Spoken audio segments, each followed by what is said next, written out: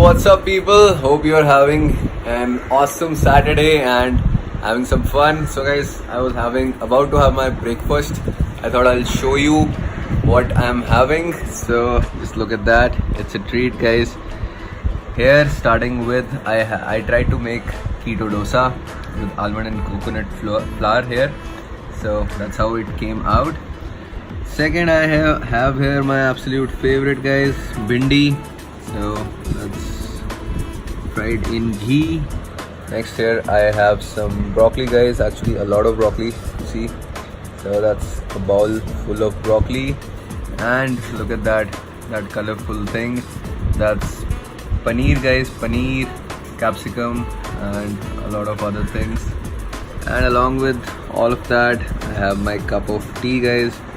So that's breakfast, guys. I hope you have an awesome Saturday. Bye bye. Take care.